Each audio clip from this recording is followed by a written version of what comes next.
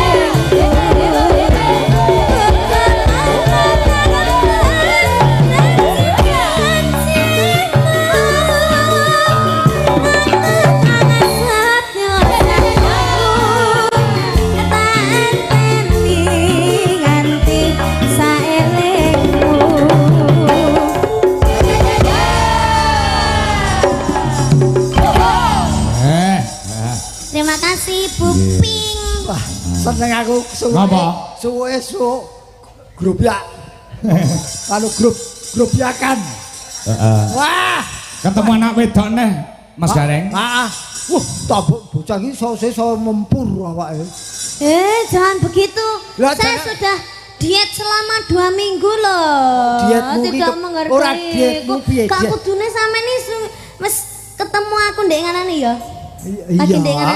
Lagi wingi. Kuwi kan aku kan rada lemu, iki kan wis rada kurus kudune sampean ki ngelokne aku ki rada kurus. Ora malah ngomong ning ngono. Dietmu gak mau. Dietmu diet apa sih? Gak aku gak mood aku. Wong wedok ki nek lemu dok ngene kuru ki marem ngono lho. Dan untuk menyemangati bahwasanya Niken ki berusaha untuk menjadi ya wis saiki kowe ketok kuru. Mah kasep raket mau. Ya mergo kasep kuru lemu meneh. Wangel men jak omong wong tuwa ku lho. Kowe iki diet apa? Diet mengurangi makanan. Jangan dipaksakan, ora marake kowe kuru malah dadi kowe lara. Diet ki sing gampang ana. Apa? Duwe pacar terus pacare kon pengkhianat. Kuwi kowe mesti kuru. Mergo mikir ngenes ngono. Ya tidak bisa lek dadi pacare Niken ki kudu manut ora iso dadi pengkhianat. Kowe engko kowe entuk calanan sing ora manut dadi kowe ngenes kuru-kuru. Ora iso kudu manut ya Ken. Ora iso pacare. Wong lanang ora manut karo kowe mau kapane Ken? Tak mutilasi. Menjadi 65 bagian. Ngerti lah. Mute iki mute asline iki aku sing. Mah, kudu gawe mic. Oh. Aja ngono, aja dadi wong wedok sing kejem. Wis ngene. Kediri bos keras, Bos. Kediri ki nek kutha sing jenenge keras. Kediri ki keras, keras. Bos. Jadi padake Jawa Tengah. Keras kutone. Alus-alus Kediri. Keras kutone ning alus wonge. Ora iso. Ya ora iso aja digarap. Ora iso kok mbok garap ngelu siramu. Piye? Wis piye? Piye lho? Wi ulangan wi yae. Wis jarke wae diisi karo gurune dhewe. Jane ngono, aku sekolah ya ngono ae. Ha iya ning ngene. Lemu ora apa sing penting sehat. Aku mau lemu. Ya setengah lemu. Ngangkel. Wangel met kowe iki kan ya wis semok. Ya semok. Lebih tepatnya semok. Ning sing penting sehat. Iya. Sehat jiwa lan raga. Ya, jadi iki mau kok ngendi to kowe kok ngendi? Oh iya, ini tadi kula radi randat nggih Bapak. Pak. Pak, udat. Wis aja udat kene rokoke. Apa? Mangkel kok dhek ingin dikon mandek rokok angel ra moke. Kok rene? Tak udute. Iki apa Dek? Wis tuwa ki anu lho hitungan dina, Cok.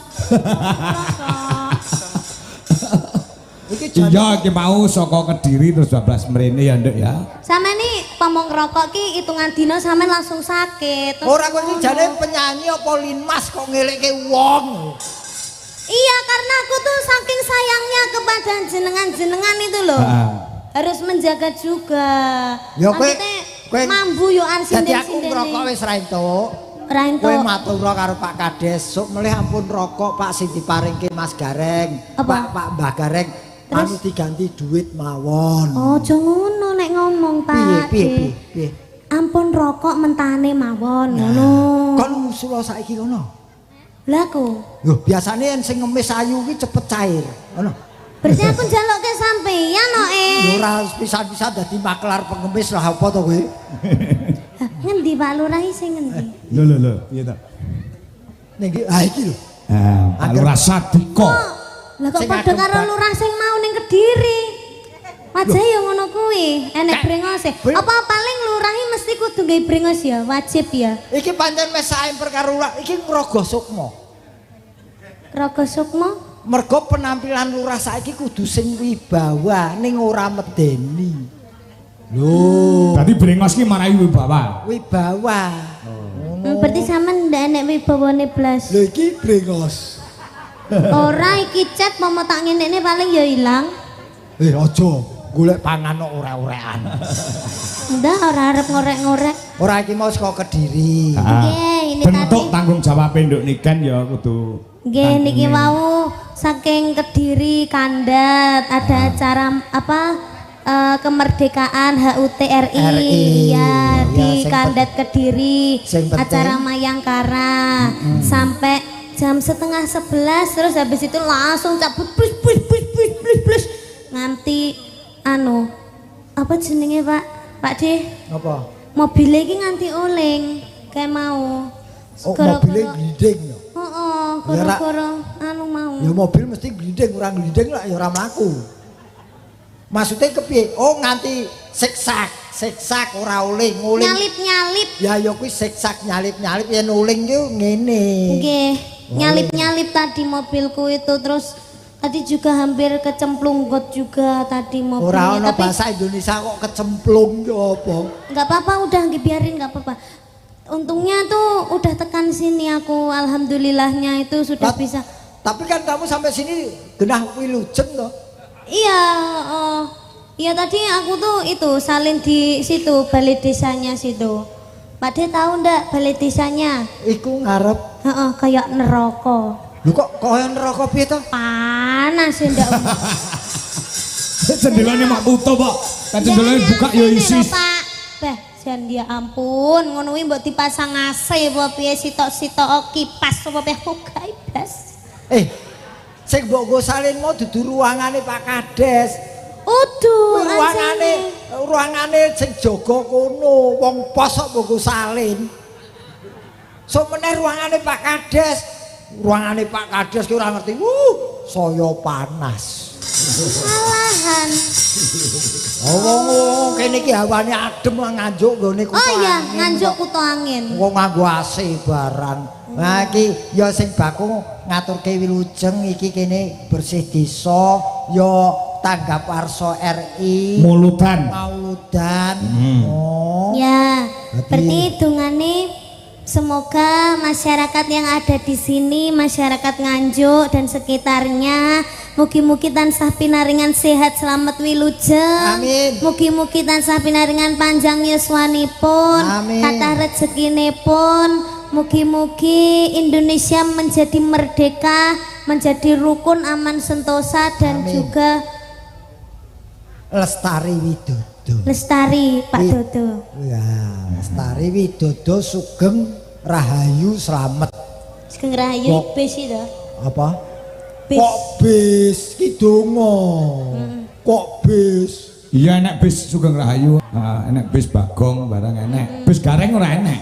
Bis gareng ora enek. Ora enek. Ono. Soale lek bis kan kudune kan sing jebobok-jebobok to, Pak. Bagong kan awake lemu. Iya. Lek gareng kan cilik. Cilik, heeh. Mosok yo bise arep ciut ngono ya, Kak. Ning Semarang ono bis gareng. Bis apa kuwi? Ning ora ditumpaki sing dienggo jumbleng lho. Wah jenenge yo bis. Apa itu? Kok takono Pak Kades iki pemboro ngerti bis iki piye ngerti. Iya. Oh. Iki pamundhute Pak Lurah jek sitok nduk kan. Apa? Caping gunung dijengleng kon jengleng Pak De Gareng. Oh nggih. Juga ini permintaan dari Mas Sahrul DPRD Kabupaten Nganjuk nyuwun tresna waranggono. Sing diaturke caping gunung Pak Lurah sik lek siap-siap ken sore pokoke mengke nggon caping gunung genduk niken sing nembang Mas Gareng kon jengleng. Nah, jengleng putune aja kaya ngapa. Ya, aku yakin Mbah masih kuat. Ya sak anu ya sak kuat-kuate Simbah ya lho. Ya. Margo mau Udah, bengi nggak apa-apa. Mbah Kakung bar nggarap Mbah Putri. Garap apa itu? Enggak anu mijeti. Oh iya. Ya Nggak sabar ya Nduk sak onone ya. Iya, yang penting selamat. Padahal selamat dhewe wingi bar tiba. Saben bengi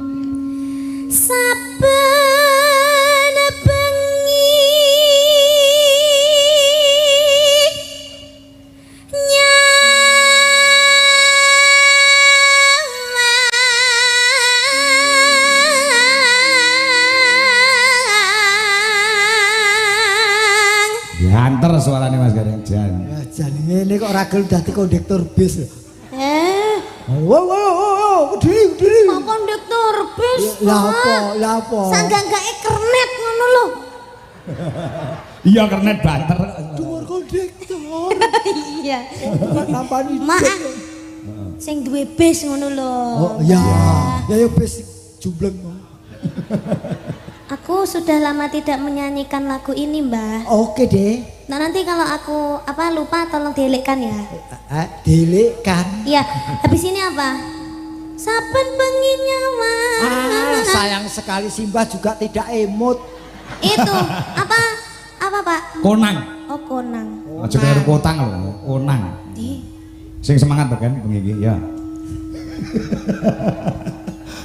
Semangat ayo. Ora ana ta saya. Ora ono. Enak sing ngendon-ngendoni ning ayo. Lho saonone to kan ditabrak ngono iki. Yo ngangas.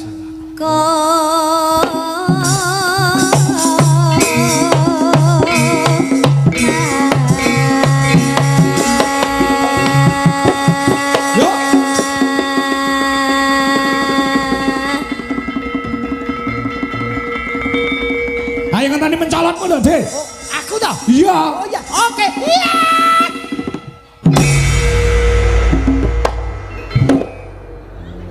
Aku tahu ndak Mbah? Aku kayak mencium bau-bau kecut gitu loh. Jangan keliru. Ini bukan kecut. Kecing. Badek. Oh, bekmu dhewe lho, Ren. Badek. Nikani kemproh. Ngapa? Mosok karek didebek terus kena ngene. Ya kan mengecek toh. Ngecek ki ora ngene terus ngene. Ngecek ki ngene to. Oh, ngene lho. Gila lho ya. Wah, ayu kemproh. Ora nek kene wangi wong lagi teko mamak greng ngono iki wangi. Gereng apa sine PPO tok. Nyepelek nih. Nyepel kelek. Yen Apa iki Pak De?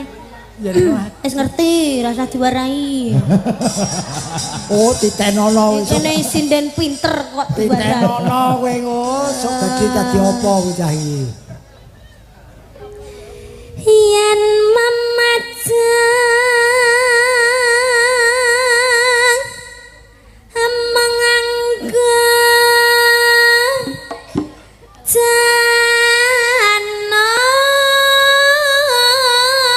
janor kuning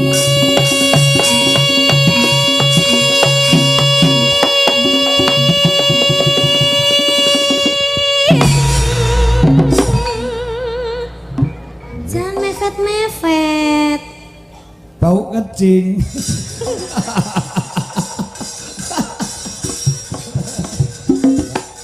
Iya. Nek karo burine pas.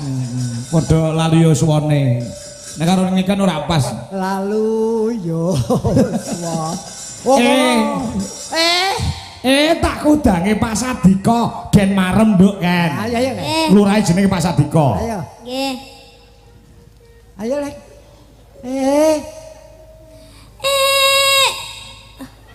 Kaya niku to, Pak. Heeh iya. Tak kudange Pak Sadika. Ngono ae benar. Tak kudange Pak Sadika. Iya. Pak Sadika kan jawab piye Mas Gareng? Masa lagune mek ngono ta, Pak? Iya. ya ngono Ora nek budgetane. Ora enak. Ganteng-ganteng dhewe. Iya. Pinter tenan Sadika. Bagus-bagus dhewe. Sadika ireng-ireng. kowe kades lho nganggo pak Lek Pak Kedawan. Pak Kedawan. Iki kan lagu. terus Nek Pak iki kaya ganjel ngono lho. ya Pak Dika Pak Dika. aku dange Pak Dika Pak Dika. Pak Dika Ketak untune. seneng Hah? seneng guyu kok Oh iya. Sampun puas Pak Sadika? Nggih pun, monggo ayo gendang mleh Pak Sadika. kosek. Puas. puas ki perkara mbok kudang mau lho ya Oh, lagune urung rampung ya urung Kosek to aja kesusu mulih kudu mulih. Biyen lagi teko lho kudu mulih. anggere bocah ora meru kok kowe kesusu mulih Sabar sih. Jangan coplek-coplek aku. Ini pundak hanya milik dia seorang. Jangan kau cablek-cablek ya. muga-muga kiding tangane rasa nyablek kowe Ayo, kembang. Pun sakit kula, Pak. Iya. Kembang wae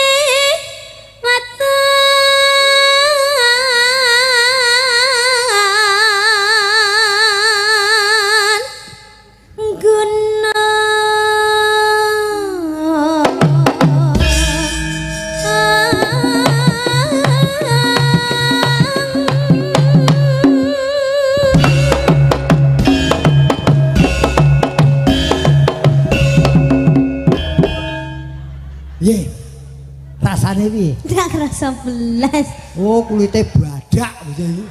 Ya ora, ya kulitnya sampai saking kisute mangan aku. Ora, Kok ngarani kisut bar tak amril, halus. Ndi iki kisut? Lho, iki kisut sebagian halus. Pokoke senengane ora wae kene le joget ngenteng kok ora krasa. Kurang greget berarti.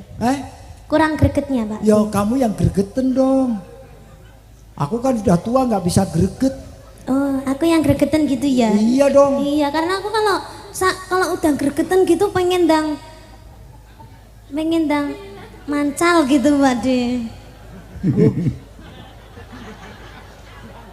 Kowe kono bangun dhewe. Medeni wong e. Oke.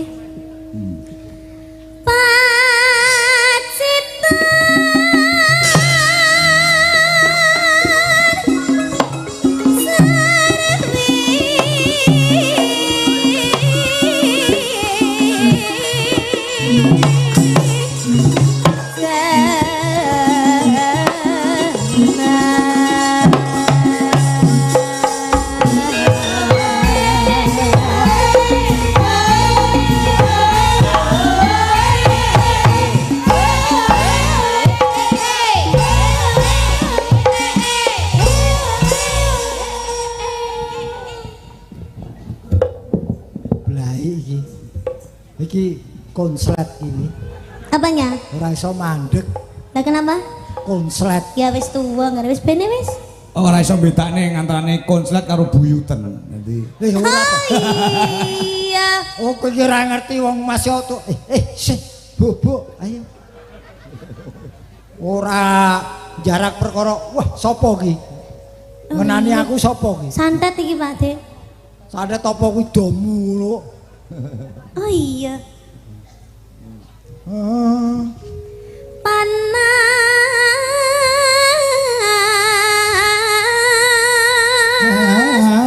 ja.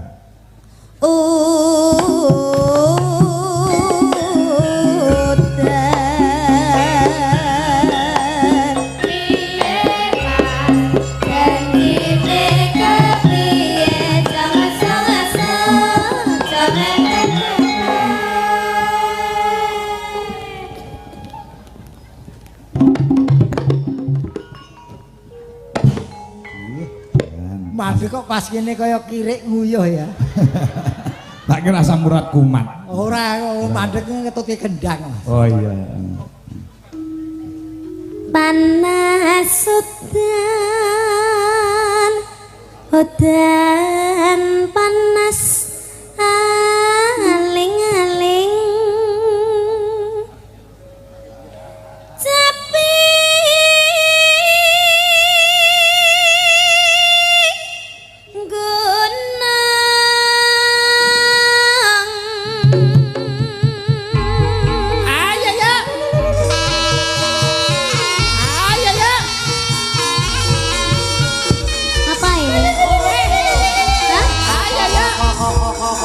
Ayo contohnya Pak De Gareng sih, ayo.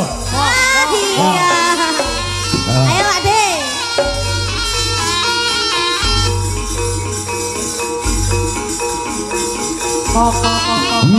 Ento, ilo warok Ponorogo.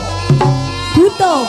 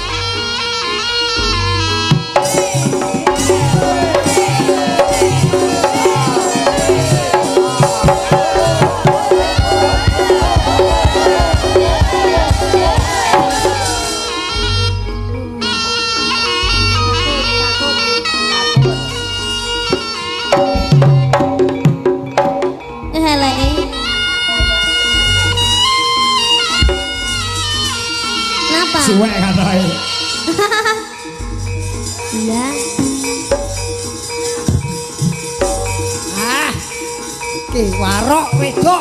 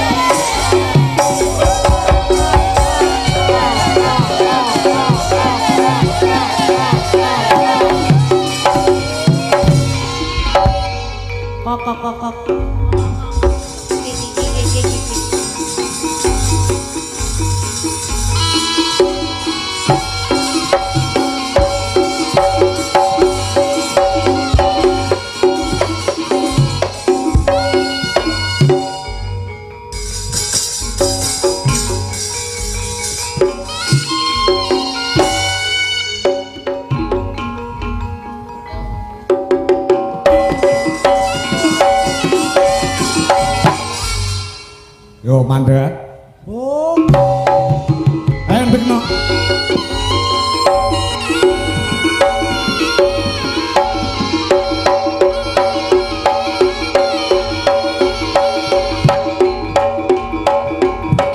Ndekno kan.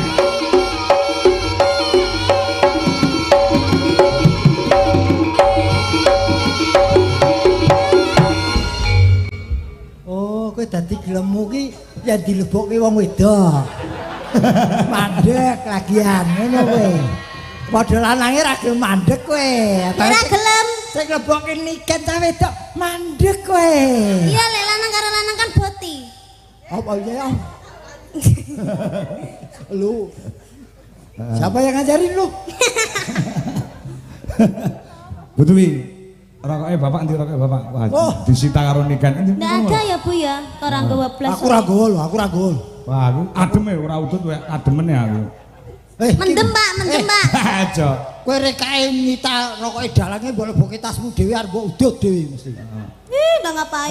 Oh, kok 2000. Peringatan pemerintah merokok mengganggu kesehatan. Bener. Ini peringatan bener.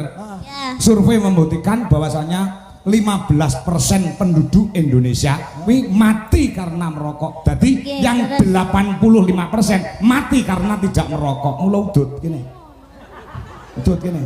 Pancen iki sing diganggu kesehatan, dalam ora diganggu. Ora diganggu. Wes lambene wong perokok. Ayo Dek Ken. Natiana maton sarame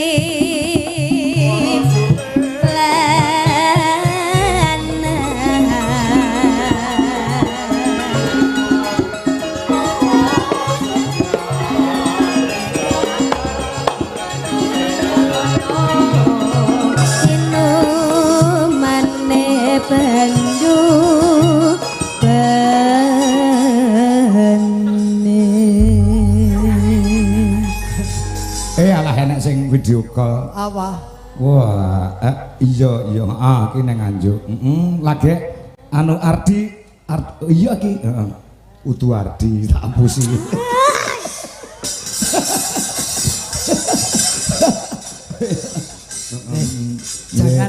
Jangan ganggu karirmu dengan lanangan. Dek jaman ya.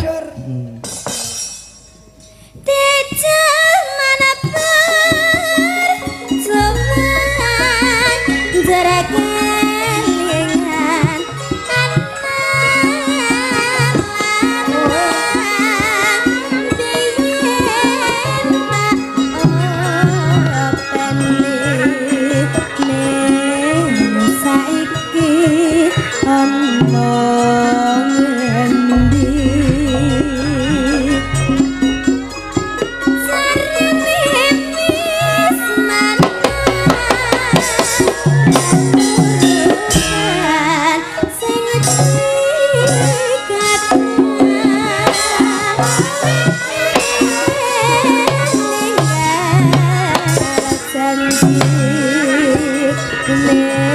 saiki